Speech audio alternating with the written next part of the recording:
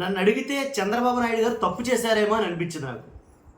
ఎందుకంటే ఏదైతే విశాఖపట్నంలో స్టీల్ ప్లాంట్లో జరిగిన దుర్ఘటన ఏదైతే ఉందో అక్కడికి నారా లోకేష్ గారిని పంపకపోతే బాగుండేమో అని అనిపించింది నాకైతే కనుక.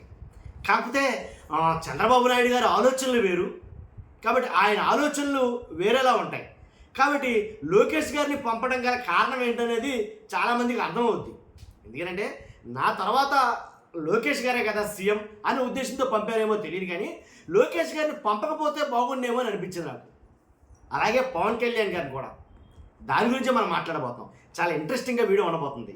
రాష్ట్ర ప్రజలందరికీ వాస్తవాలు ఏంటో తెలియాలంటే మీ బాధ్యతకి మీరు లైక్ చేయాలి. మీరు లైక్ చేస్తే ఎక్కువ మందికి ఇన్ఫర్మేషన్ షేర్ అవుతుంది. కొత్తగా మన ఛానల్ చూస్తే పక్కాగా సబ్స్క్రైబ్ చేయండి. మీ అమూల్యమైన అభిప్రాయాన్ని కామెంట్ రూపంలో తెలియజేయండి. చంద్రబాబు నాయుడు గారు ఎందుకు నారా లోకేష్ గారిని పంపకూడదని అన్నానంటే, నారా లోకేష్ గారు వెళ్ళిన తర్వాత అక్కడ ఒక్క మాటలో సింగిల్ స్టేట్మెంట్ పెంట అయింది ఒక సిచ్యువేషన్లో అనేది చెప్పాలి.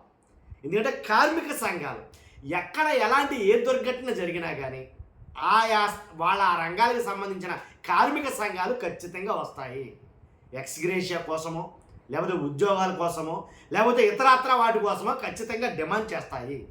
కార్మిక సంఘాలు కడుపు తరుక్కుపోయి ఉన్నారు. వాళ్ళు విశాఖ ఉక్కు కార్మిక సంఘాల వాళ్ళు కడుపు తరుక్కుపోయి ఉన్నారు. ఏ పార్టీ వచ్చినా ఒకటే పాఠం, మేము ఖచ్చితంగా ప్రైవేటీకరణ కాకుండా ఆపుతాం. జగన్ గారు ఆపారు ప్రైవేటీకరణ కాకుండా, ఆయన హయాంలో ప్రైవేటీకరణ కాకుండా జగన్మోహన్ రెడ్డి గారు ఆపారు.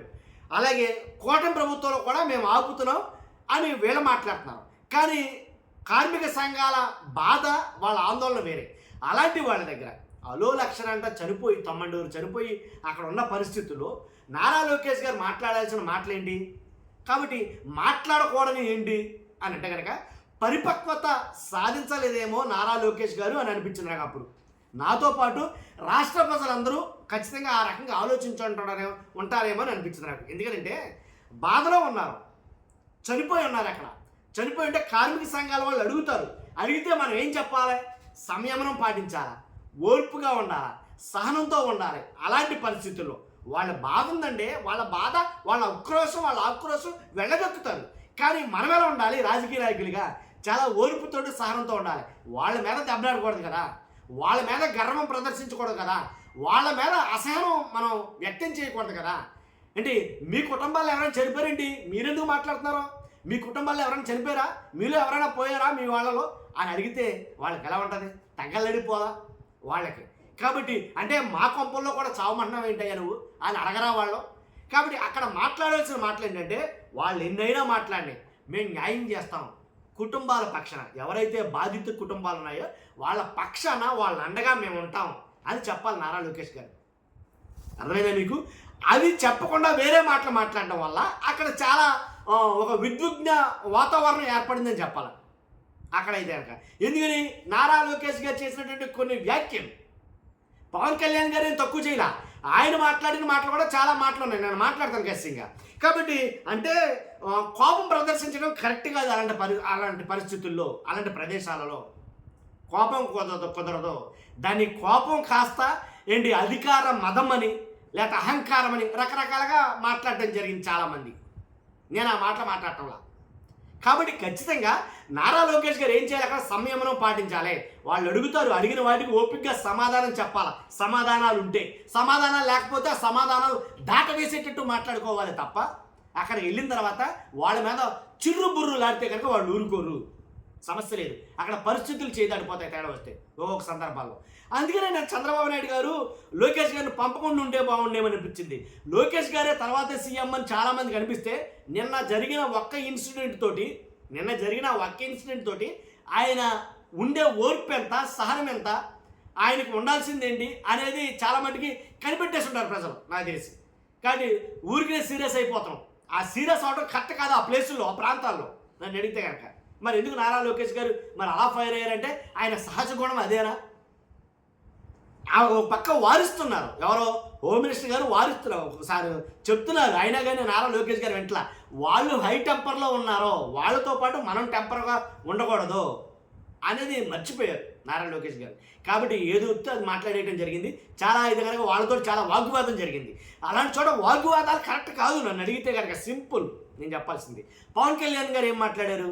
ఏంటి ప్రజా సంఘాల మీద, అక్కడ ఉండే కార్మిక సంఘాల మీదే తప్పంతా వాళ్ళదే.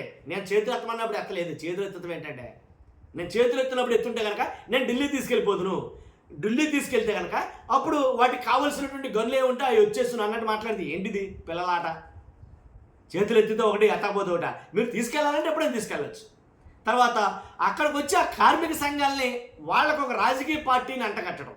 అంటే అసలు అధికారంలో ఎవరున్నారు? నాకు తెలియగడతాను పవన్ కళ్యాణ్ గారు. అధికారంలో ఉన్నది మనం కదా. మనం అధికారం ఉన్నప్పుడు ఇప్పుడు పరిస్థితి ఉన్నటువంటి కార్మిక సంఘాలు ఇంకా జగన్ గారి కోసం పనిచేస్తున్నాయి, జగన్ గారి కిందే ఉన్నాయి, జగన్ గారు అంటే పడి చచ్చిపోతారు వాళ్ళు అని అంటారు. ఎంతవరకు మనల్ని మనం తక్కువ చేసుకున్నట్టు అవుతుంది, మనల్ని మనం లోకు చేసుకున్నట్టు అవుతుంది. మరి అదేలా మర్చిపోయారు నాకు అర్థం కాదు. తర్వాత నాకు అనుభవం లేదు అని అంటాం పవన్ కళ్యాణ్ గారు. ఎందుకంటే అనుభవం లేకపోతే ఎందుకని హామీలు ఇచ్చారు అని అడుగుతారు ప్రజలు. అనుభవం లేకపోతే విశాఖ ఉక్కు ఆంధ్రుల హక్కు కాబట్టి నేను కాపాడుతాను దీన్ని అని ఎందుకు హామీ ఇచ్చారని ప్రజలు అడుగుతారు. అనుభవం లేదంటే ఏంటి? అనుభవం ఎందుకు లేదని నాకు తెలియగడతాను. అక్కడ జరిగింది ఒక కష్టం, ఆ కష్టం ఎలా జరిగిందో, వాళ్ళకి ఆ బాధ ఎందుకు వచ్చిందో తెలుసుకోవడానికి అనుభవం ఏంటి? వాళ్ళు పడే కష్టాలు తెలుసుకోవడానికి అనుభవం కావాలా? కాబట్టి నన్ను అడిగితే కనుక, అంటే దాంట్లో లోపాలు ఏంటనే తెలియదని అన్నారు, లోపాలు కూడా తెలుసుకోవాలి. నేను కూర్చుంటానన్నారు, కూర్చోండి మంచిది. కాబట్టి ఏదేమైనప్పటికీ చంద్రబాబు నాయుడు గారు చేయకుండా తప్పది చేశారు. నాకు తెలిసి ఇంకా నారా లోకేష్ గారికి ఆ పరిపక్వత రాలేదేమో అనేది నా అభిప్రాయం. అందుకోసం ఈ వీడియో అంతా. మీ అభిప్రాయం ఏంటి ఖచ్చితంగా కామెంట్ రూపంలో తెలియజేయండి. ఫస్ట్ అయితే లైక్ చేయండి. Thank you much. తర్వాత తీసుకుంటాం. కాకుండా కాపాడుతూ ఉంటున్నారు కానీ సొంత గదులు కేటాయించుకుంటారు, ఎలా సాధ్యం అవుతుంది?